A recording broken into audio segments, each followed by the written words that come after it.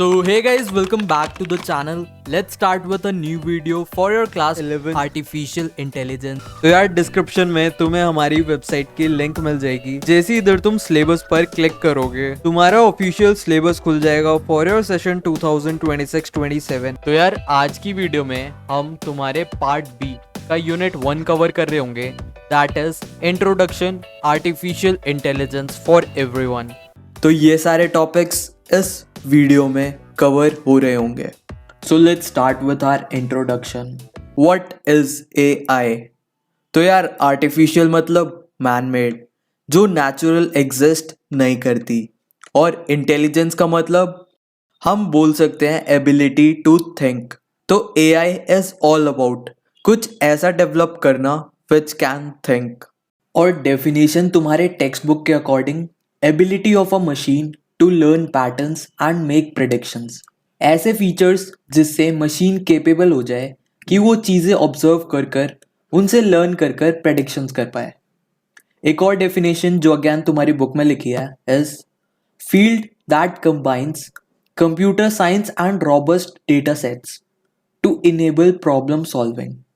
So we are combining computer science और huge data sets जिससे कोई भी प्रॉब्लम हम इजीली एआई की हेल्प से सॉल्व कर पाए। पूरा सब्जेक्ट ही तुम्हारा एआई है, तो धीरे धीरे एआई के बारे में इतना कुछ पढ़ लोगे कि गलती से अगर पेपर में क्वेश्चन आ गया व्हाट इज एआई तो तुम पेपर की माँ।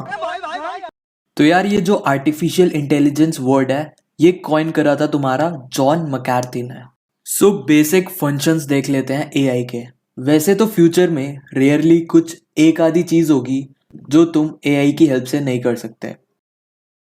तुम्हारी लैंग्वेज समझ सकता, जैसे एलेक्सा, सीरी वॉइस कमांड पर ऑपरेट होते। इमेज रिकॉग्निशन, जैसे आजकल वो गिबली इफेक्ट वायरल लाइक है। कार ड्राइविंग तुमने सुना होगा, जैसे टेस्ला। या फिर गेम्स ले लो, चेस वगैरह में एआई का बहुत यूज होता है। तुम्हारी बुक का next topic is what is not AI. बहुत स्लाइड बाउंड्री होती किसी चीज को अगर हम एआई बोल सकते हैं कि नहीं बोल सकते। देखते हैं क्या क्या चीज एआई नहीं है। तुम्हारे बेसिक सेंसर्स जैसे स्टेथोस्कोप तुम्हारे दिल की धड़कनें मेजर करता है, उसमें एआई का कुछ काम नहीं है। फिक्स्ड फंक्शंस वाले हार्डवेयर जैसे तुम्हारी वॉशिंग मशीन हो गई, ओवन हो गया, या फिर मैकेनिकल डिवाइसेस जैसे कार के अंदर gear box, non interactive devices जैसे तुम्हारे इलेक्ट्रिक फैन हो गए, या फिर सिंपल ऑटोमेशन टूल्स जैसे कैलकुलेटर। तो यार इन सब चीज़ों को हम एआई नहीं बोल सकते, क्योंकि ये तो बस या डेटा कलेक्ट कर रही है या कुछ आउटपुट परफॉर्म कर रही है। तो यार ये सब तो था बेसिक्स एआई के बारे में। अब थोड़ी हिस्ट्री या फिर इवोल्यूशन जान लेते हैं एआई का।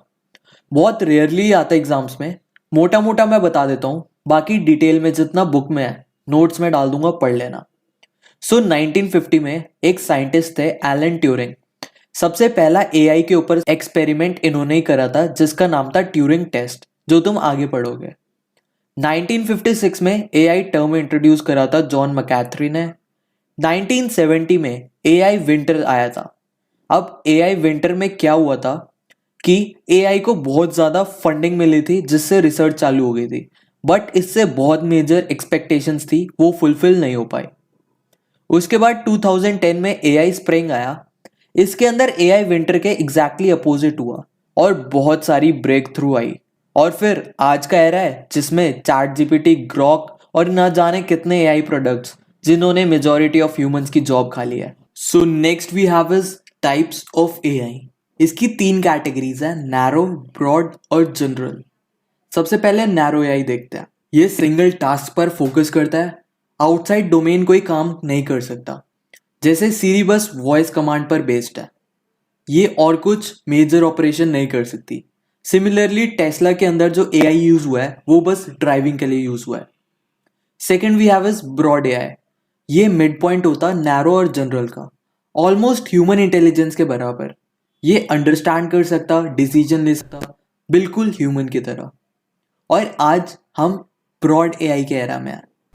Third we have is general AI. ये एक कंसेप्ट है कि फ्यूचर में ह्यूमन इंटेलिजेंस को एआई सरपास कर देगा। अगर इसके बारे में लिखना हो, कोई भी साइंस फिक्शन मूवी तुमने देखी हो तो पे लाना, जैसे एवेंजर का विजन या फिर रोबोट मूवी का चिट्टी रोबोट। ये ह्यूमन से बेटर होंगे अगर डेवलप हो गए तो कभी फ्यूचर में। So next we have is domains of AI. AI के 3 डोमेन है, डेटा साइंस, कंप्यूटर विजन और एनएलपी। सबसे पहले देखते हैं कंप्यूटर विजन ये क्या होता है। ये ऐसी फील्ड है एआई की जो कि कंप्यूटर को इनेबल कराता है वो विजुअल इंफॉर्मेशन जैसे तुम्हारे इमेजेस, वीडियोस या फिर लाइव फीड को इंटरप्रेट और प्रोसेस कर पाए। इसके अंदर टेक्निक जो इन्वॉल्व होती है वो एनालाइज, अंडरस्टैंड और एक्सट्रैक्ट करती है कोई भी यूजफुल इंसाइट जो कि उस डेटा से निकल सकती है। इसके अगर स्टेप्स लिखने हैं तो तुम लिख देना। सबसे पहले ये इमेज एक्वायर करता है, उसके बाद इमेज के ऊपर प्रोसेसिंग होती है, प्रोसेसिंग के बाद तुम्हारे फीचर एक्सट्रैक्ट किए जाते हैं, उस फीचर से ऑब्जेक्ट डिटेक्ट और रिकॉग्निशन में हेल्प होती है जिससे वो कोई डिसीजन बना पाता है। Next we have data science. जैसे कंप्यूटर विजन में हम इमेजेस और वीडियोस से डील कर रहे थे, डेटा साइंस न्यूमेरिकल, अल्फाबेटिकल और अल्फा न्यूमेरिकल डेटा से डील करता है। इसकी अगर डेफिनेशन लिखनी हो तो collection, analysis, interpretation of large volume of data to extract inside patterns using statistical methods like ML algorithms, data visualization techniques. तो काम एकदम कंप्यूटर विजन की तरह सेम है, डेटा से इंफॉर्मेशन एक्सट्रैक्ट करना जिससे प्रेडिक्शंस में हेल्प हो पाए। तो डेटा साइंस के अंदर हमारे पास डेटा 3 कैटेगरी में होती है, एक अनस्ट्रक्चर्ड, सेमी स्ट्रक्चर्ड और स्ट्रक्चर्ड। अनस्ट्रक्चर्ड होता है तुम्हारा रॉ डेटा जो तुम्हारे पास कैसे भी पड़ा होता है। सेमी स्ट्रक्चर्ड अगर तुमने थोड़ी बहुत चेंजेस करे हैं डेटा में, हल्का फुल्का ऑर्गेनाइज कर दिया तो वो सेमी स्ट्रक्चर्ड डेटा की कैटेगरी में आता है। और अगर तुमने प्रॉपर टेबल्स बना दी विथ रोज एंड कॉलम्स तो उस ऑर्गेनाइज डेटा को हम स्ट्रक्चर्ड डेटा बोलते हैं। लास्ट डोमेन है तुम्हारा नेचुरल लैंग्वेज प्रोसेसिंग। जैसे कंप्यूटर विजन इमेज से डील कर रहा था, डेटा साइंस डेटा से, एनएलपी हमारा वॉइस बेस्ड होता है। ये मशीन को इनेबल करा देता है कि वो ह्यूमन लैंग्वेज को अंडरस्टैंड कर पाए और जो भी तुम्हें टास्क परफॉर्म कराने हैं तुम करा सकते हो। इसका सबसे बड़ा एग्जांपल सीरी मान लो, हे सीरी बोलते ही तुम्हारे फोन में सीरी स्टार्ट हो जाती है। So next we have is AI terminologies. तो यार एआई अपने आप में एक यूनिवर्स है, इसके अंदर बहुत सबसेट्स होते हैं जैसे मशीन लर्निंग और डीप लर्निंग। तुम अपने कॉलेज टाइम पर इसके अंदर बहुत डिटेल में जाने वाले हो, बट अभी स्कूल लेवल पे तुम्हें डेफिनेशंस पता होनी चाहिए, वही बहुत है। सो सबसे मेजर कैटेगरी होती है आर्टिफिशियल इंटेलिजेंस, उसके अंदर आता है मशीन लर्निंग और मशीन लर्निंग का ही एक पार्ट है डीप लर्निंग। अगर तुम ये डायग्राम देखो तो मशीन लर्निंग क्या करता है, इनपुट से पहले फीचर एक्सट्रैक्ट करता है, फिर उसे क्लासिफाई या कैटेगराइज करता है, फिर हमें आउटपुट देता है। But deep learning input collect कर फीचर एक्सट्रैक्शन और कैटेगराइजेशन एक ही स्टेप में कर देता है। तुम्हारी बुक में दोनों के बीच डिफरेंस गिवन है जो तुम्हें रटना ही पड़ेगा, कोई और ऑप्शन नहीं है। तो machine learning small data set पे काम करती है बट डीप लर्निंग बहुत ह्यूज डेटा सेट पे। मशीन लर्निंग तुम्हारी लो एंड मशीन पे भी चल जाती है बट डीप लर्निंग के लिए हाई एंड मशीन होना बहुत जरूरी है। मशीन लर्निंग टास्क को छोटे टास्क में डिवाइड कर लास्ट में सबका रिजल्ट कंबाइन करती है, बट डीप लर्निंग बड़ी प्रॉब्लम को एंड टू एंड सॉल्व करती है। मशीन लर्निंग बहुत कम टाइम लेती है ट्रेन होने के लिए, बट डीप लर्निंग में तुम बहुत ज़्यादा टाइम लगाते हो। मशीन लर्निंग के अंदर टेस्टिंग टाइम इंक्रीज हो सकता है बट डीप लर्निंग में बहुत कम लगता है। पेपर में ये डायग्राम बना देना, साथ ही साथ ये पॉइंट्स लिख देना, तुम्हें फुल मार्क्स मिल जाएंगे। तुम्हारी बुक में मशीन लर्निंग के भी फर्दर टाइप्स गिवन है, तो आओ एक एक कर तीनों टाइप देखते हैं। First we have is supervise learning. हम इनपुट भी देते हैं और आउटपुट भी देते हैं जिससे मशीन कोई प्रोसेसिंग सीखता है कि इस इनपुट का क्या आउटपुट है। एग्जाम्पल से समझते हैं। जैसे हमने 3-4 इमेजेस काऊ की दे दी, 3-4 इमेजेस कैट की दे दी और 3-4 इमेजेस डॉग को दे दी। अब मशीन को पता है इस इमेज के अंदर काऊ है कि कैट है कि डॉग है। वो अपने आप इनपुट और आउटपुट से ट्रेनिंग करेगा। ट्रेन कर बाद में हम अगर मशीन से पूछे इमेज देकर, जैसे अभी हमने डॉग की इमेज दी और मशीन से पूछा बताओ ये क्या है, तो मशीन अपने आप बता देगा कि ये डॉग है। इस टाइप की ट्रेनिंग को हम बोलते हैं मशीन लर्निंग, जो मशीन खुद से सीखती है with the help of input and output. इसके एग्जाम्पल होते हैं लीनियर रिग्रेशन, लॉजिस्टिक रिग्रेशन और सपोर्ट वेक्टर मशीन, जो कि कॉलेज लेवल के टॉपिक्स हैं, बस तुम्हारी बुक में एग्जाम्पल गिवन थे। Second we have is unsupervised learning. इसके अंदर हम इनपुट तो देते हैं बट आउटपुट नहीं देते।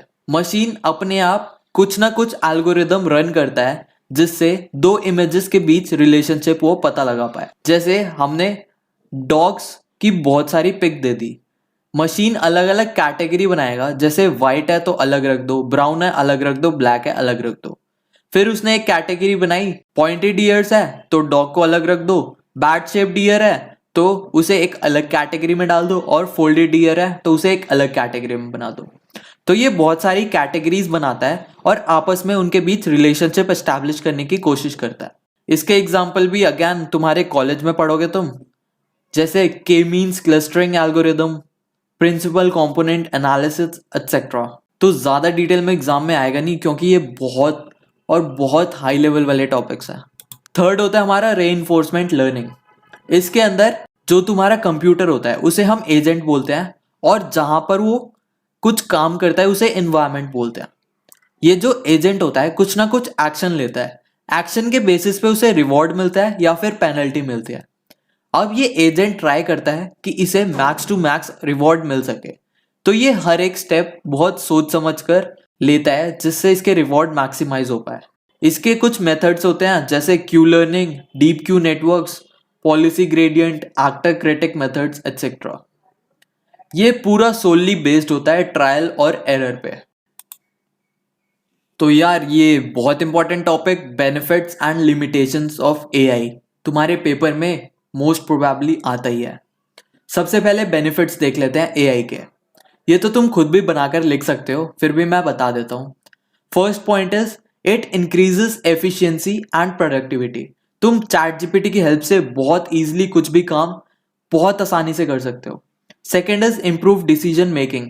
एआई की हेल्प से तुम डिसीजन मेकिंग में एआई की हेल्प ले सकते हो क्योंकि उसके पास पहले ही बहुत अमाउंट ऑफ डेटा है जिससे वो तुम्हें करेक्ट एडवाइस देगा। Third we have is enhanced innovation and creativity.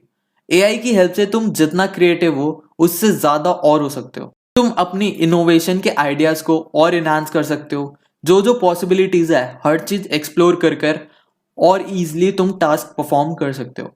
Fourth is progress in science and health care. ऐसा कोई भी डोमेन मुश्किल ही होगा जिसमें एआई हेल्प नहीं कर रहा, वेदर इट्स साइंस या फिर हेल्थ केयर। अब एआई के कुछ बेनिफिट्स हैं तो लिमिटेशंस भी फॉर श्योर होगी। First we have is job displacement. तुमने न्यूज में कई बार सुना होगा कि एआई जॉब खा गया, तो हाँ ये सच बात है। एआई की वजह से बहुत सारी जॉब्स मार्केट में खत्म हो गई हैं। Second we have is ethical consideration. अब हमें नहीं पता एआई तुम्हारा क्या क्या डेटा कलेक्ट कर रहा है और उस डेटा का वो यूज कर कर क्या क्या कर सकता है, क्या क्या नहीं कर सकता। जैसे अभी न्यूज में आया था एआई तुम्हारे न्यूड्स इजीली बना देता है तुम्हारी फोटोज से। तो कुछ कुछ चीजें हैं जो हमें बहुत कंसिडर करनी चाहिए। Third we have is lack of explainability. तो यार कुछ कुछ एआई मॉडल ऐसे होते हैं डिसीजन तो दे देते हैं बट एक्सप्लेन नहीं कर पाते कि कैसे वो आउटपुट पे आए हैं।